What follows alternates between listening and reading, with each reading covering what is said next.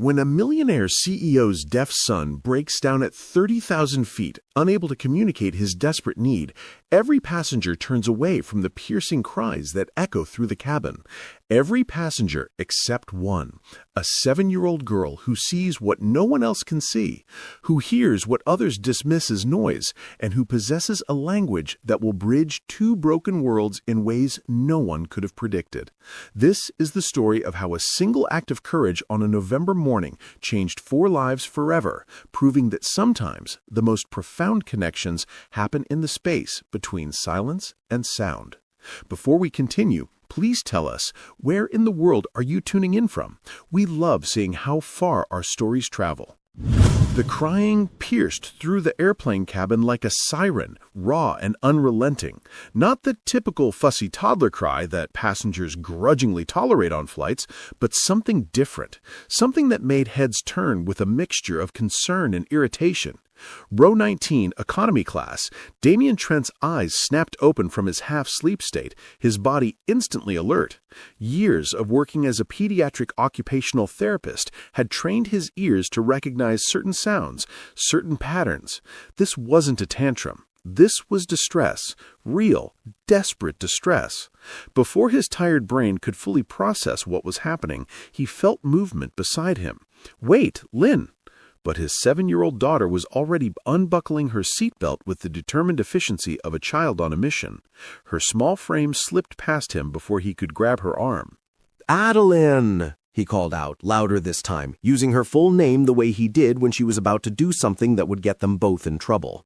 She didn't stop, didn't even turn around. She was already moving up the aisle, her purple sneakers patting softly against the carpeted floor, weaving between flight attendants and passengers with practiced ease. Damien's heart hammered against his ribcage as he scrambled out of his seat, muttering apologies to the passengers he had to climb over. A flight attendant stepped into the aisle, her professional smile firmly in place, but Adeline had already slipped past her like water through fingers. By the time Damien reached first class where he definitely did not belong in his worn khakis and wrinkled button-down, Adeline was already kneeling in the aisle beside a young boy. The crying had stopped. Not gradually. Not with the slow winding down of a child being comforted, it had simply stopped, replaced by an eerie silence that felt almost louder than the screaming had been. Damien froze in the entrance to first class, his prepared apology dying on his lips. His daughter's hands were moving, flowing through the air with graceful precision, forming shapes and signs that the little boy was watching with wide, tear-stained eyes. The child's own hands began to move, hesitant at first, then faster, more urgent. A woman sat in the seat beside the boy, and Damien's first thought was that she looked like she belonged in a magazine. Sharp cheekbones, blonde hair pulled into a ponytail, a suit that probably cost more than Damien's monthly rent. But her face told a different story. Her makeup couldn't hide the exhaustion carved into the lines around her eyes, or the way her hands trembled slightly as they gripped the armrests. She was staring at Adeline with an expression Damien had seen before in his work, the look of a parent who'd been drowning and suddenly felt air in their lungs. So sorry," Damien started, moving forward to collect his daughter. "She shouldn't have." The woman held up one hand, stopping him mid-sentence. Her eyes never left Adeline's moving hands. Is she signing to him?" The woman's voice was carefully controlled, but Damien could hear the crack underneath. "Is she understanding what he's saying?" Damien nodded as Adeline's hands moved through another series of signs. The boy responded, his movements becoming calmer, more deliberate. Then Adeline turned to look at her father. "Daddy, he needs his blue blanket. His grandmother made it for him. It's in the silver case up there. He says it smells like her and he can't fly without it. He's scared because he can't find it." The woman's composure shattered like glass. Her hand flew to her mouth, and for a moment Damien thought she might break down completely. Instead, she stood up so fast, she nearly hit her head on the overhead bin, her hands shaking as she reached for the latch. His grandmother's blanket. Of course that's what he needs. Why didn't I couldn't understand him. I couldn't understand my own son. Damien stepped forward, his height giving him the advantage in reaching the silver carry-on case. He pulled it down carefully, and the woman's hands were already unzipping it before he could set it on the seat. She pulled out a hand-knitted blanket in blue, woven together in an intricate pattern that spoke of hours of love and patience. The boy's face transformed the moment he saw it. His hands reached out, grabbing the blanket and pulling it to his chest, burying his face in its soft folds. The change was immediate and profound. His entire body relaxed, his breathing evening out as he clutched the blanket like a lifeline. Adeline's hands moved again, gentle and patient, and the boy responded, his signs slower now, calmer. Damien watched his daughter ask about the blanket, about the patterns knitted into it, about the grandmother who had made it. The boy's face shifted from distress to something that looked like wonder, the wonder of finding someone who understood his language perfectly, who saw him not as the crying child disrupting the flight, but as a person with something important to say. The woman sank back into her seat, her eyes fixed on her son. "Thank you," she said quietly, her voice barely audible over the hum of the engines. Then louder, "Thank you. I should have understood him. I've been learning sign language for 2 years, but when he gets upset like this, when everything becomes too much, She closed her eyes. "I fail him." Damien felt something shift in his chest. He'd heard this before, this particular flavor of guilt. He'd felt it himself. "It's not failure," he said gently, crouching down so he was at eye level with her. "It's hard. Adeline's been signing for 4 years now. She had to learn for different reasons. But even she has days where communication breaks down. You're not failing him. You're here. You're trying. That's what matters." The woman opened her eyes, and Damien saw something in them that made him look away. Vulnerability. Raw and unguarded in a way that felt too intimate for a stranger on an airplane. A flight attendant appeared beside them, her professional mask back in place, but her eyes kind. "Perhaps the children would be more comfortable if the young lady stayed up here for a bit? We have an empty seat across the aisle, sir, if you'd like to sit there, just while they connect." It was phrased as a suggestion, but Damien understood it was also the flight attendant's way of managing the situation. He glanced at Adeline, who was already showing the boy a new sign, her face lit up with the particular joy she got when teaching someone something new. "If that's okay with you," Damien said to the woman. "Please," she said immediately. "Please, if she doesn't mind. Nolan hasn't been this calm since—" She stopped, swallowing hard. "Since his grandmother died, 6 weeks ago." The weight of that sentence hung in the air between them. Damien settled into the seat across the aisle, and for the next 3 hours he watched his daughter work magic he'd seen before, but never quite like this. Adeline and Nolan, he learned the boy's name from overhearing the woman use it, played games with their hands, their fingers forming stories and jokes and questions. Adeline taught him new signs, and he taught her some back, their silent conversation more animated than most spoken ones. The woman sat beside her son, watching everything with an intensity that spoke of memorization. Damien noticed her hands moving slightly, mimicking signs, trying to learn from Adeline's patient teaching. Somewhere over Nevada, Damien caught her eye. She gave him a small smile, sad, but genuine. "I'm Kendall Moore. Damien Trent. And that's Adeline. She's remarkable." I felt the familiar swell of pride mixed with something more complicated. "She is. She's teaching me new things every day." Kendall nodded, her eyes drifting back to the children. "Nolan is my whole world, but sometimes I wonder if I'm equipped to be the parent he needs." "I think every parent wonders that," Damien said softly. "Hearing kids, deaf kids, somewhere in between. We all wonder if we're enough." "Are you traveling for Thanksgiving?" Kendall asked, and Damien recognized it for what it was, a lifeline thrown to safer conversational waters. "Visiting my sister in San Francisco. She's been begging to see Adeline. It's been a year since our last visit." "We're going home. I had business meetings in Chicago. I usually don't bring Nolan on business trips, but after my mother, she stopped, redirected. I couldn't leave him. Not right now. The grief in her voice was fresh, still bleeding. As the plane began its descent into San Francisco, Adeline showed Nolan how to pop his ears safely, something the boy had clearly struggled with before based on his nervous anticipation. When the wheels touched down, Nolan looked at Adeline with an expression of pure gratitude, his hands moving in what Damien recognized as thank you, repeated 3 times. The flight attendants were busy preparing for arrival, and Damien knew they needed to return to their seats. Adeline gave Nolan one final sign, something that made him smile, before reluctantly standing up. As they gathered their things, Kendall reached out, her hand briefly touching Damien's arm. Could I get your contact information? The question came out rushed, as if she'd been building courage to ask it. I'd like to thank you and your daughter properly. Maybe lunch, if you're free during your stay in San Francisco? Nolan would love to see Adeline again, and She paused. I'd like to talk more about communication strategies, about a lot of things. Damien hesitated. Something about this felt significant in a way he couldn't quite name. But Adeline was already signing excitedly about seeing her new friend again, her hands moving so fast, Damien had to ask her to slow down.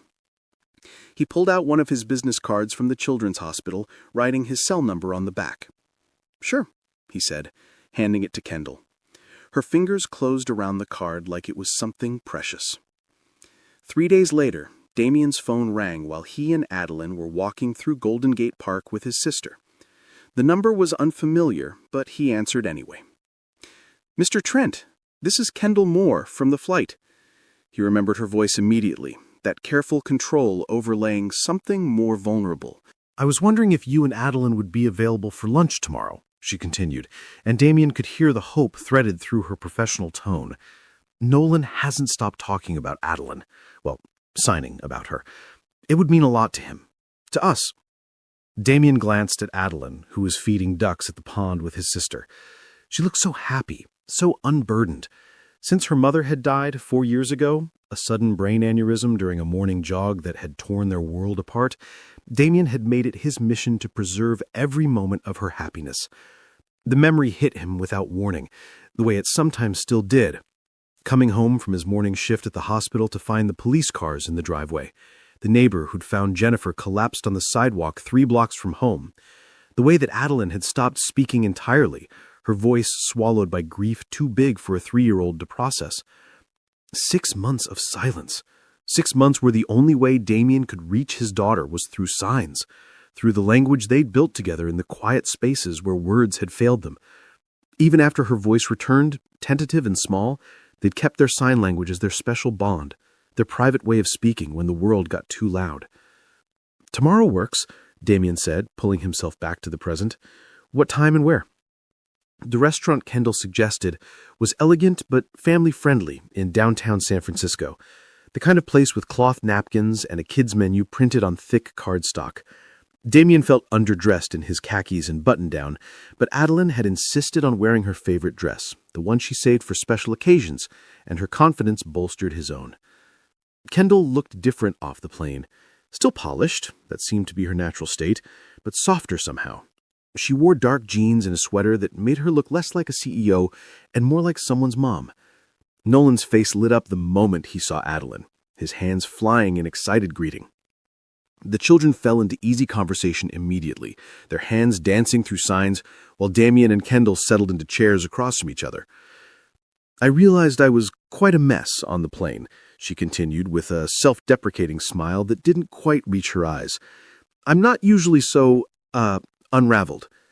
You were a mother whose child was in distress. That's not being unraveled. That's being human. Something in her expression shifted, softened. Nolan's grandmother, my mother, passed away 6 weeks ago. Kidney failure. It was sudden. She was the one who truly understood him, who could calm him when I couldn't. She taught me to sign, pushed me to learn, but she was always better at it than me, more patient, more intuitive. Kendall's voice caught. I'm still learning how to do this alone.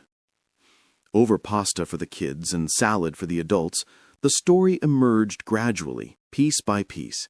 Kendall was the CEO of a sustainable energy company she'd built from nothing into a multi-million-dollar enterprise. Her husband, ex-husband, had left when Nolan was 2 years old, unable to handle having a deaf child. He said it was too hard, Kendall said, her voice carefully neutral in the way that suggested old wounds.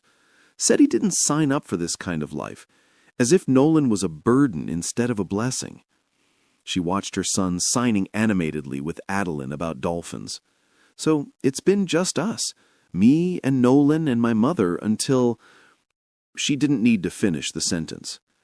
Damien found himself sharing his own story, the words coming easier than he'd expected. Jennifer's death, Adeline's months of silence, how sign language had become their bridge back to each other, how it had saved them both when everything else was falling apart. I work at a children's hospital, pediatric occupational therapy. I help kids find ways to communicate, to connect with the world around them. After Jennifer died and Adeline stopped speaking, I used everything I'd ever learned professionally to reach my daughter personally. Sign language wasn't just about communication for us, it was about survival. Kendall set down her fork, her full attention on Damien. I can buy Nolan anything, she said quietly, her eyes on the children. The best therapist, the latest technology, education at schools most people can't even imagine. But I can't buy him what Adeline just gave him, a friend who sees him completely normal, who doesn't see his deafness first and him second, who just sees Nolan. You sound like a mother who loves her son, Damien replied. Money doesn't make that any easier or harder. We're all just doing our best with what we have. But you've given us something priceless, Kendall insisted, and there was an edge of frustration in her voice now. And I don't know how to repay that. I don't know how to... She stopped, seeming to hear herself, and laughed shakily. I'm sorry. I must sound so out of touch, so CEO. You sound like someone who cares, Damien said gently. That's not out of touch. That's exactly the right touch. Their lunch extended to 3 hours.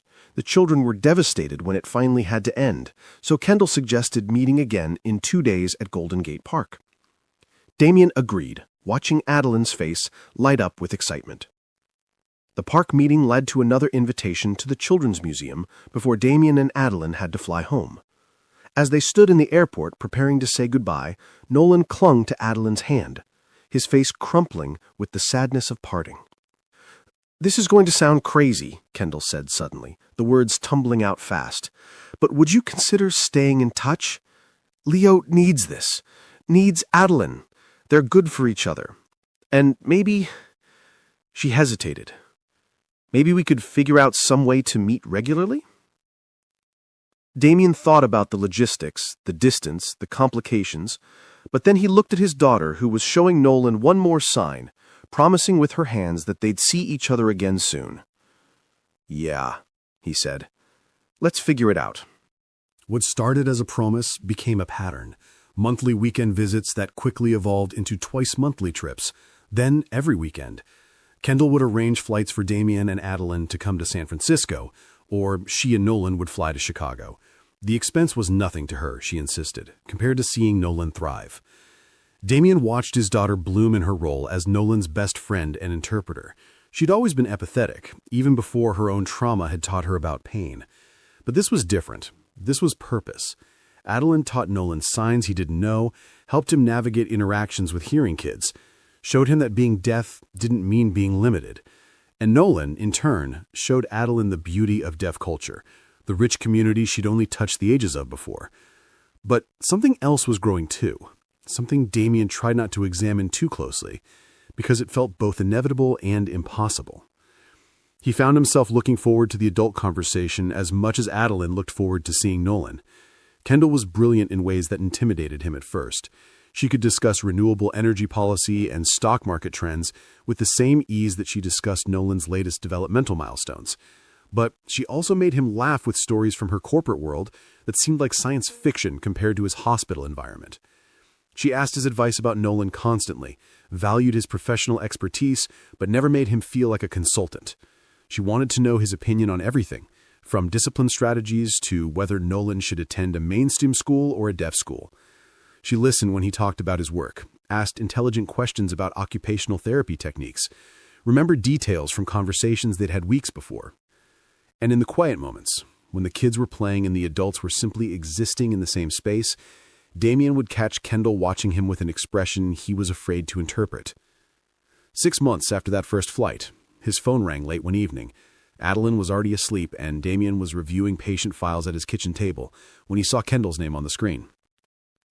"I'm restructuring my company," she said without preamble, her voice tight with something that sounded like nervousness. "Moving our secondary headquarters to Chicago. It would mean Nolan and I would be there at least 2 weeks every month, maybe more." Damien's heart forgot how to beat properly.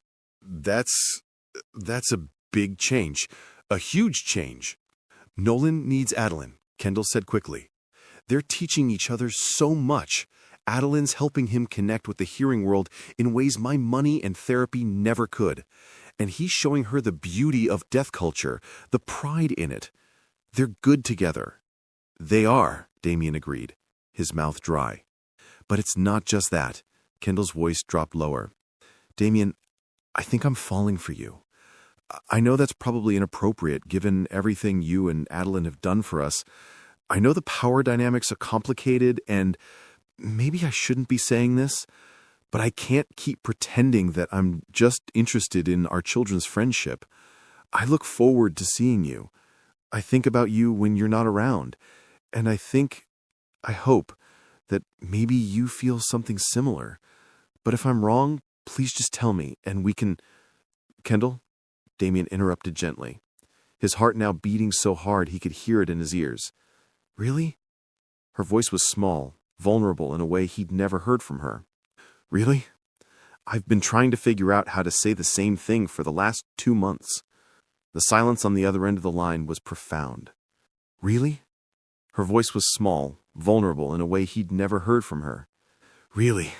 I kept telling myself I was imagining it, that someone like you wouldn't be interested in someone like me, that the universe doesn't work that way." "Someone like me?" Kendall laughed, but it was shaky. "Damien, you're the first person in years who's made me feel like I'm more than a CEO or a single mother or a walking bank account. You see me, actually see me. Do you know how rare that is?" They talked until 2 a.m, the conversation flowing from feelings to fears to the future they might build together. It felt terrifying and right in equal measure. By the following autumn, 1 year after that chaotic flight where their worlds had collided at 30,000 feet, they were a family.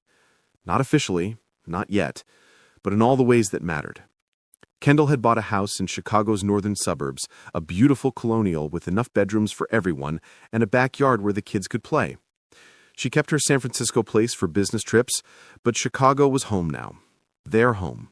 The 4 of them had created something beautiful in that house, a space where both spoken and signed languages flowed freely, where Adeline's voice and Nolan's silence were equally valued, where differences were celebrated instead of merely tolerated. Damien had worried about the financial differences between them. His salary as a pediatric occupational therapist was comfortable, but nowhere near Kendall's wealth. He'd worried about feeling inadequate, about being seen as someone who'd latched onto her money, about losing himself in the shadow of her success. Kendall had addressed it head-on one evening as they sat on the back porch watching the kids chase fireflies. "You gave me my son back," she had said simply, her hand finding his in the darkness. "You and Adeline showed me how to be a complete family. You taught me that understanding matters more than control, that patience matters more than perfection. There's no price tag for that. There's no amount of money I could offer that would equal what you've given us. But—" "No buts," she had interrupted firmly. "I have money. You have emotional intelligence and parenting wisdom that I desperately need. We both bring something essential to this. It's not about equal finances. It's about equal partnership. Can you accept that?"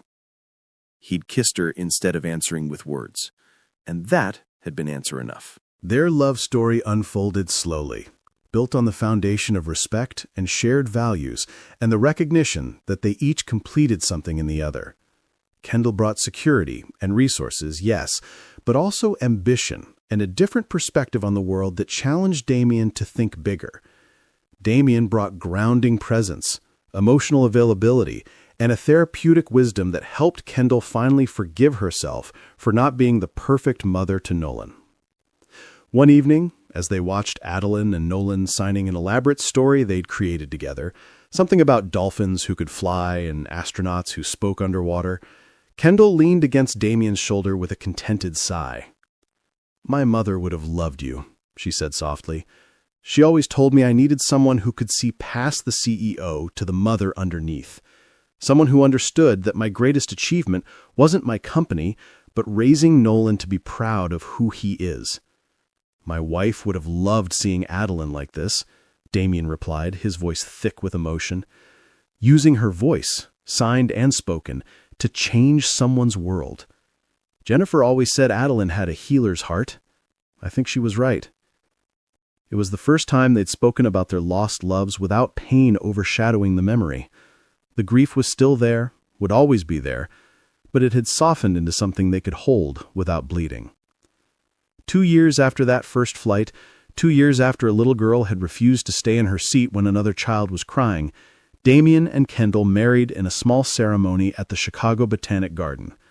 Adeline and Nolan served as ring bearers, both of them dressed in matching outfits they'd picked out together. Before their parents exchanged vows, the children stood before the gathered friends and family and signed their own promises to each other. Promises of siblinghood, of friendship, of always being there to interpret when the world got too confusing. There wasn't a dry eye in the audience. Kendall had established a foundation for deaf children shortly after they'd gotten engaged, with Damien as the director. It combined her business expertise and resources with his therapeutic knowledge and compassion. They were already helping hundreds of families navigate the challenges and joys of raising deaf children, providing resources that many couldn't otherwise afford, training interpreters, and advocating for better inclusion policies in schools. The foundation was named after both their mothers, Jennifer Moore Memorial Foundation for Deaf Children, honoring the women who had shaped them into the parents they'd become. On their wedding night, after the guests had gone home and the kids were asleep at his sister's house, Damien and Kendall sat on the balcony of their hotel room overlooking Lake Michigan. "Do you ever think about how different our lives would be if Adeline had stayed in her seat that day?" Kendall asked, her head resting on his shoulder. "Every single day," Damien admitted, "but I think about it less as chance and more as, recognition. Adeline recognized something in Nolan's cry that I was too tired to fully process. She recognized a child who needed the one thing she could give him. A voice," Kendall said softly. "More than that, connection, understanding, the knowledge that he wasn't alone." "None of us are alone anymore," Kendall said, turning to face him. "That's what you and Adeline gave us. That's what you keep giving us every single day." Damien kissed his wife, and marveled at how a 5-hour flight had somehow delivered him to this moment, to this woman, to this family they'd built from fragments of grief and loss and unexpected grace. Their story became a testament to the truth that love doesn't always arrive when or how you expect it. Sometimes it comes in the form of a 7-year-old girl who won't sit still when another child is crying, who trusts her instincts over conventional rules, who believes that connection is more important than staying put. Sometimes it comes in the courage to reach across the airplane aisle between economy and first class, between two worlds that aren't supposed to touch, between a single father working 2 jobs to make ends meet and a CEO who could buy anything except what mattered most. Sometimes it comes in the space between silence and sound, where 2 families learned that the most important things in life need no words at all. Damien and Kendall's merger wasn't just of 2 hearts, but of 2 worlds. A world where a millionaire CEO learned that the greatest wealth is understanding, where success is measured not in dollars, but in the smile on your child's face when they find someone who speaks their language. and a world where a single father discovered that love can speak in any language, through any medium, as long as you're brave enough to listen. 5 years after that November flight, the foundation had helped over 2,000 families. Adeline was 12 now, fluent in 3 forms of sign language, and already talking about becoming a deaf education teacher. Nolan was 11, confident and happy, attending a mainstream school where he thrived with the support systems Kendall and Damien had fought to put in place. The family had grown too. Kendall and Damien had a son together, little Marcus, who was learning sign language before he could speak, growing up in a household where communication came in many forms and all were equally valued. On quiet evenings, when the chaos of 3 children finally settled into sleep, Damien and Kendall would sometimes pull up the security footage from that flight, a recording a passenger had taken and sent to Kendall weeks after they'd met, a gift she'd had professionally transferred to a thumb drive. They'd watch Adeline unbuckle her seatbelt and march up that aisle with purpose. They'd watch the moment her hands started moving, the moment Nolan's crying stopped, the moment 2 children found each other across the divide of sound and silence. And they'd remember that love is sometimes loud and sometimes quiet, sometimes spoken and sometimes signed, but always, always worth the courage it takes to reach across the aisle and say, in whatever language you know, I see you, I hear you, you're not alone. The greatest miracles don't announce themselves with trumpets and fanfare.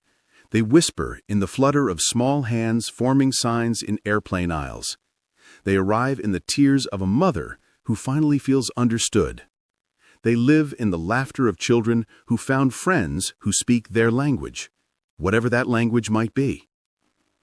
Damien and Kendall's story proved that sometimes the universe puts you exactly where you need to be, even when you're exhausted in seat 19 of a crowded flight, even when you're desperate in first class with a crying child you can't quite reach. Sometimes all it takes is one person, one small, determined 7-year-old person who refuses to look away when someone needs help. And sometimes, just sometimes, that single act of compassion becomes the first word in a love story that will last a lifetime. If this story touched your heart, don't leave silently. Subscribe to Souls Connecting Tales and stay with us for more moments that remind us what it means to be human. Leave a comment and share your thoughts. Your words might comfort someone who needs them more than you know. And if you felt even a spark of hope today, give this video a like, because sometimes a small act of support can change everything.